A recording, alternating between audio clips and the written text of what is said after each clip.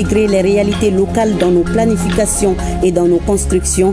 C'est le thème de la journée de l'étudiant de l'école africaine des métiers de l'architecture et de l'urbanisme, 3e édition, une initiative des futurs architectes maliens soutenue par l'Ordre des urbanistes du Mali et le ministère de l'Urbanisme et de l'Habitat. Et nous allons aussi parler dans ce journal de la Semaine mondiale de l'allaitement lancée à Douanzan le 29 septembre dernier. Une semaine pour faire passer des messages de sensibilisation et d'éducation sur l'importance de cette pratique lors de causeries éducatives. Jeudi 2 octobre, Madame, Monsieur, bonjour et soyez les bienvenus dans ce 13h.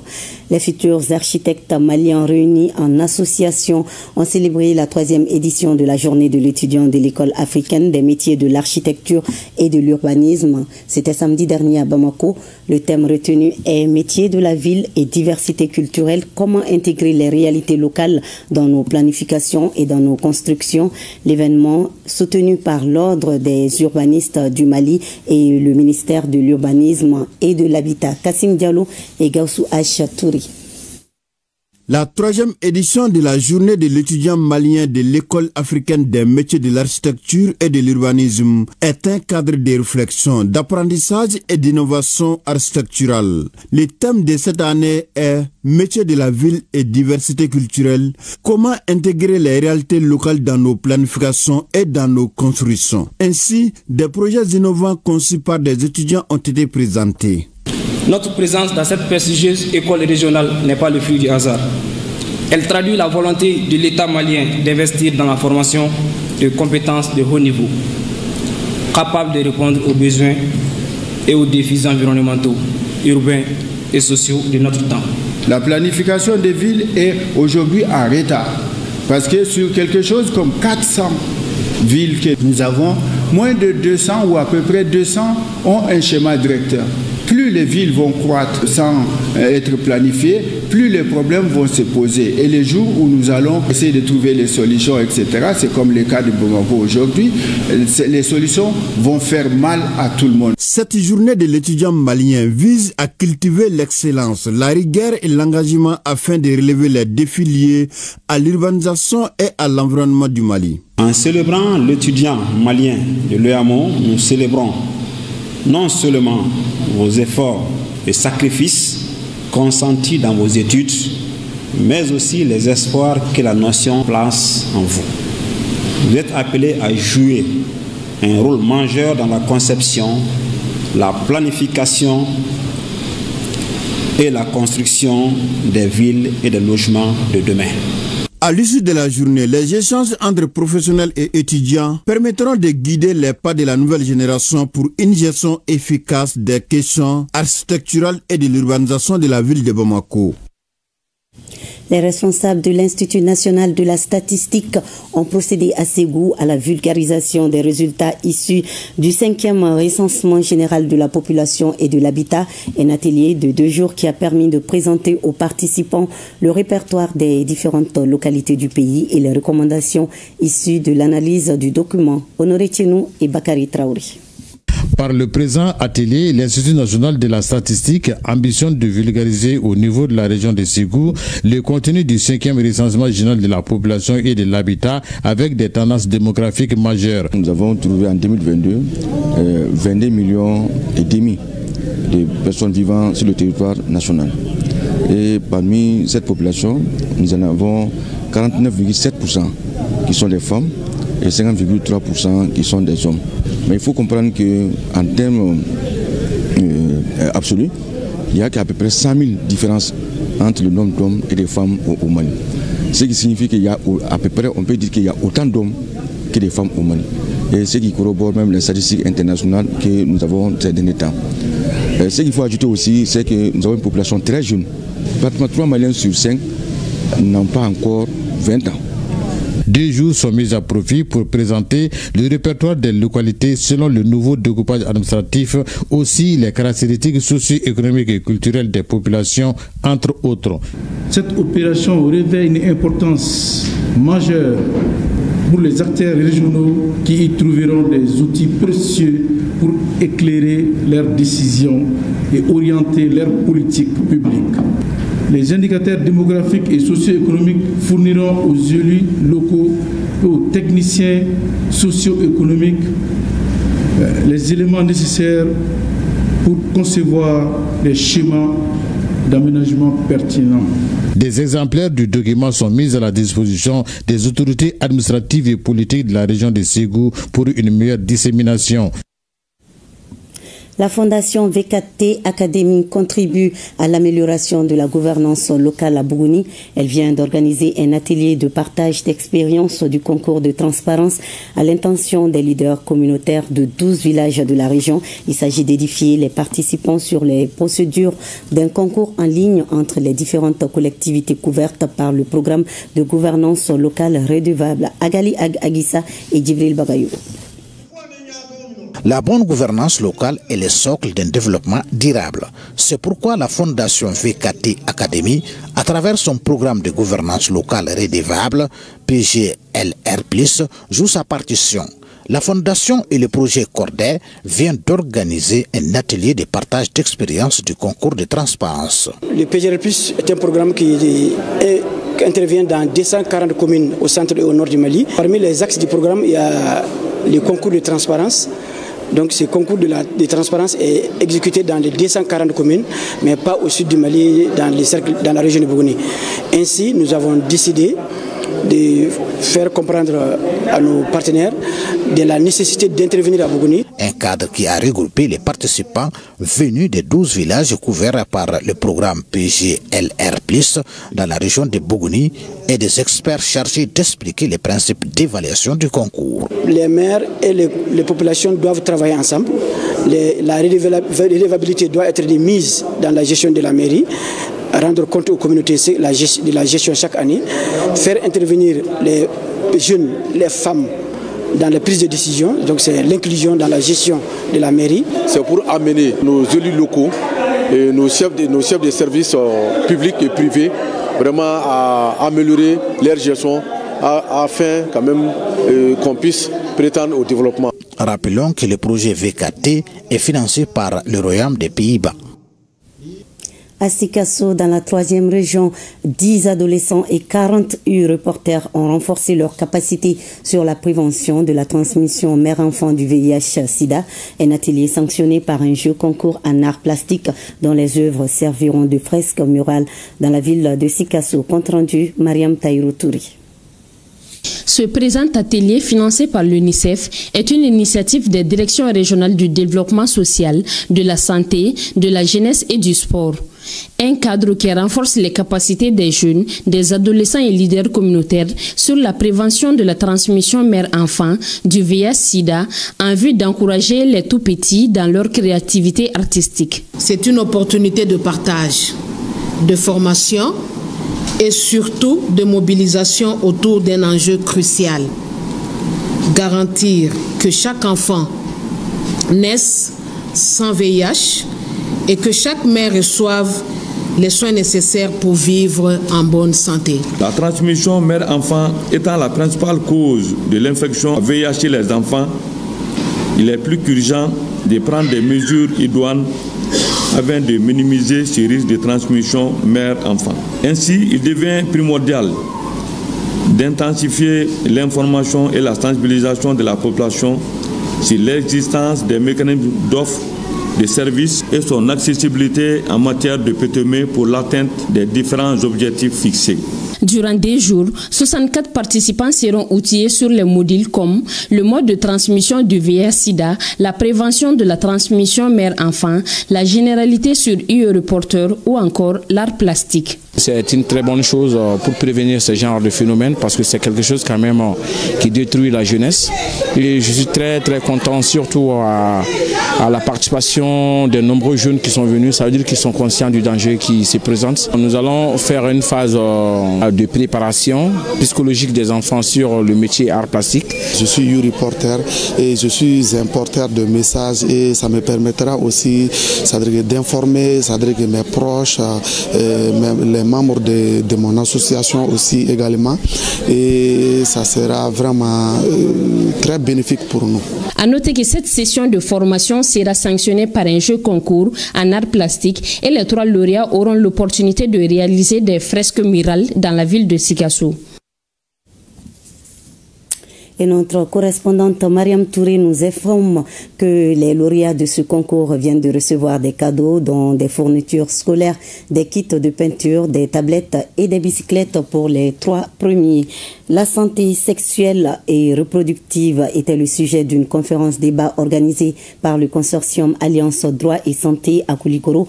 Il s'agissait pour les organisateurs d'attirer l'attention des décideurs au niveau des collectivités territoriales sur l'intégration des droits concernant la santé sexuelle et reproductive dans leur PDSEC. Reportage Ousmane Koïta et Adama Sengari.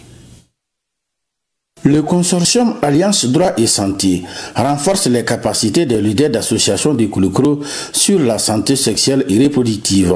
Cela à travers une conférence débat. Il s'agit en effet de plaider auprès des collectivités pour la promotion et l'intégration des droits en santé sexuelle et reproductive dans leur PDSEC. Nous avons eu l'engagement du maire pour l'intégration des droits sexuels et reproductifs dans les différents PDSEC. Et la satisfaction, vous pouvez même le constater, vu la participation du maire de Koulikoro en tant que panéliste et la présence des différents maires. 3 conférenciers se sont succédés pour développer des thèmes comme les maladies sexuellement transmissibles, la planification familiale, les infections sanitaires, entre autres. Les panélistes ont également touché au taux de mortalité maternelle néonatale. Je demande aussi aux différentes collectivités d'inscrire dans leur plan de développement social et culturel, leur PDSEC, et les activités allant à la préservation du droit de la santé sexuelle et reproductive.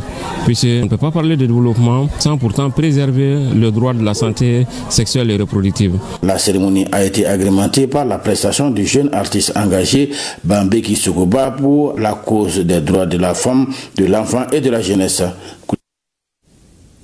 Les meilleures mamans allaitantes de la région de Douanzan ont reçu des prix d'encouragement à l'occasion du lancement de la Semaine mondiale de l'allaitement maternel.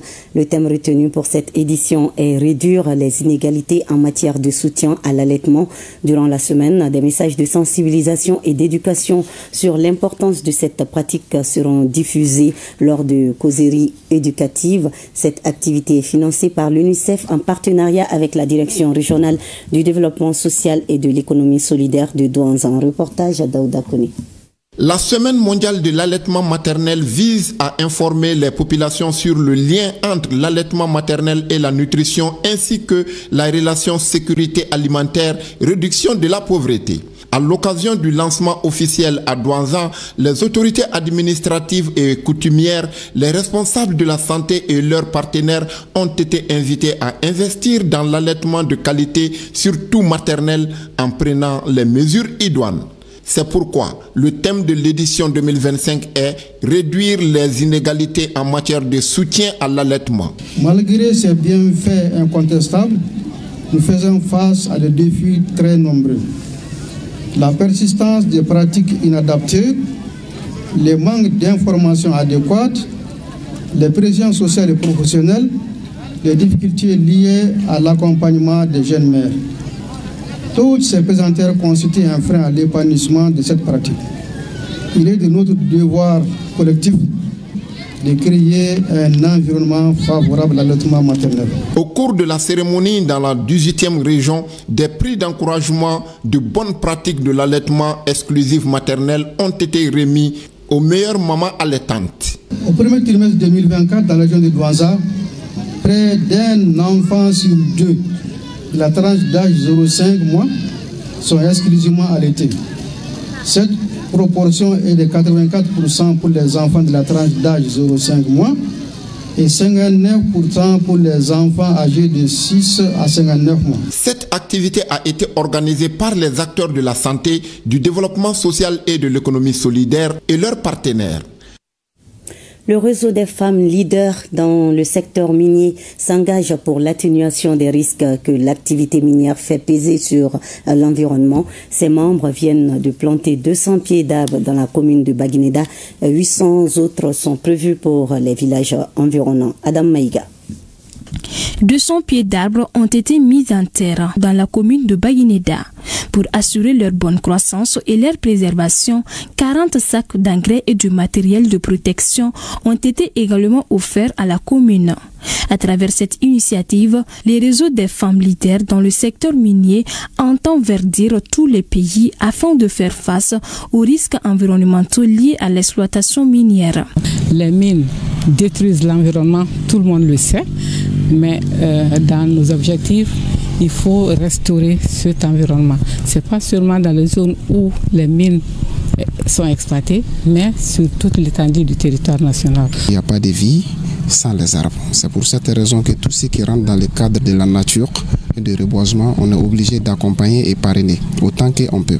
Cette œuvre citoyenne s'inscrit dans le cadre de la campagne nationale de reboisement. Nous assistons à la déforestation, à l'abondance des pluies parfois, à la sécheresse parfois. Donc les réseaux des femmes leaders dans le secteur de minier, ils nous ont rejoints à Baguineda pour faire redorer un peu le blason du Mali.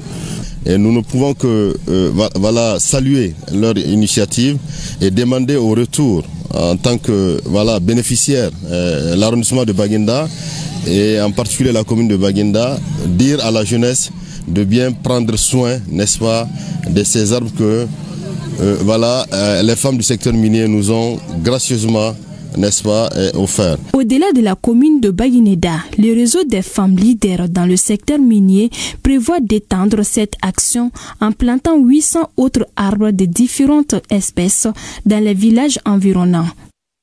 Célébration du 65e anniversaire de l'indépendance du Mali. Samedi dernier à Kabala-Est, les femmes et les jeunes regroupés en collectif ont commémoré cette date symbolique. Placée sous le signe de l'union et de la solidarité, l'événement avait pour objectif de rendre hommage à ceux et celles qui ont participé à la lutte pour l'accession du Mali à l'indépendance. À Sadiola, le 22 septembre dernier, plusieurs activités ont marqué cette célébration. Elle était organisée par l'Association des jeunes pour le développement de la commune de Sadiola. Reportage Aminata Brehima Ouedraogo et Mamadou Diallo.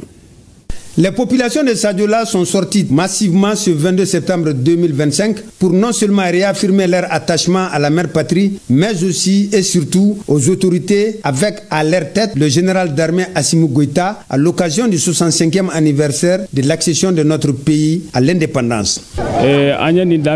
Nous nous considérons comme des dignes fils de ce pays. Nous sommes fiers de nos autorités, en l'occurrence le général d'armée Assimi Goïta, président de la République, malgré ce que nos ennemis veulent faire croire au monde entier.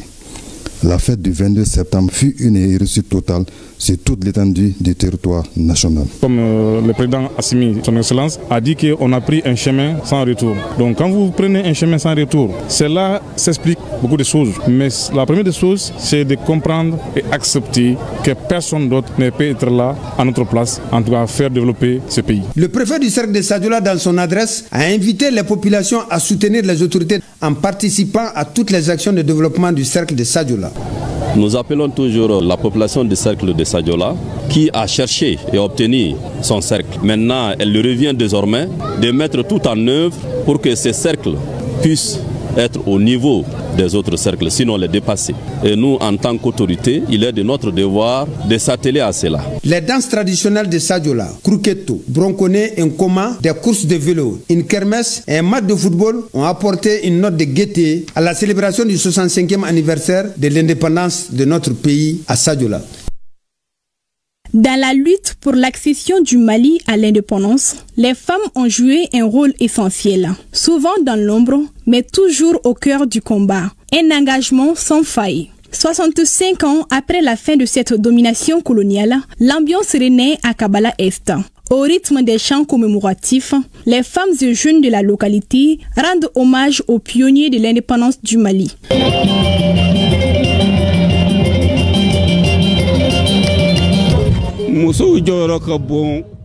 Les femmes occupent une grande place dans cette fête, car elles ont subi les mêmes souffrances que nous les hommes. Donc, nous sommes tous intéressés par cette célébration.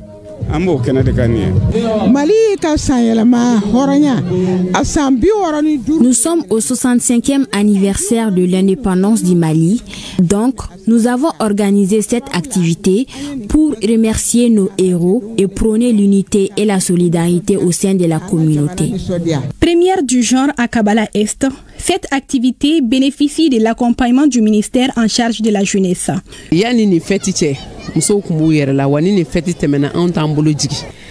Bien avant cette fête, les femmes étaient des battantes et nous allons toujours continuer à maintenir le cap. Nous sommes conscientes de l'effort que les chefs de l'État et son gouvernement fournissent pour nous. Donc nous allons soutenir toutes leurs actions. Du chef des villages aux enfants, en passant par les paysans et les ménagères, tous se sont réunis pour la circonstance, avec en toile de fond une quête d'unité et de solidarité au sein de nos communautés. Et les Maliens résidant en République de Guinée équatoriale ne sont pas restés en marge de la fête d'indépendance du Mali. À Malabo, c'était une grande mobilisation à l'initiative du Haut Conseil des Maliens établi en Guinée équatoriale. Au menu de la journée, un défilé, des manifestations folkloriques et la finale de la Coupe organisée par le Haut Conseil des Maliens de Guinée équatoriale. La cérémonie était présidée par l'ambassadeur du Mali à Malabo. Commentaire Kassim Diallo. La communauté malienne en Guinée équatoriale a célébré l'indépendance du Mali avec l'esprit de solidarité, de fraternité et de soutien aux autorités de la transition. Notre objectif depuis que je n'ai pas venu, c'est unir toutes les Maliennes, c'est ça qui est notre but. Et je peux dire à partir de là, notre objectif est déjà atteint. Malabo, Bata, toutes les régions continentales, je pense que nous tous on est unis aujourd'hui. Avec un plaisir et une immense joie que je prends la parole au nom de toutes les femmes maliennes résidentes à Bata pour vous remercier de votre présence à cette cérémonie à l'occasion du 65e anniversaire de la commémoration de la fête d'indépendance du Mali. L'initiative est saluée par l'ambassadeur du Mali en Guinée équatoriale. Pour le président Ali Koïta, le 22 septembre 2025, c'est la célébration de la dignité, de l'engagement et la résilience du peuple malien. Je remercie la diaspora malienne résidant en Guinée équatoriale pour cette mobilisation à l'occasion de la fête d'indépendance du Mali. Plusieurs activités étaient au programme de cette fête de l'indépendance en Guinée équatoriale, notamment un match de football organisé par le Haut Conseil des Maliens établi en Guinée équatoriale. Et c'est la fin de cette édition. Merci de votre fidélité.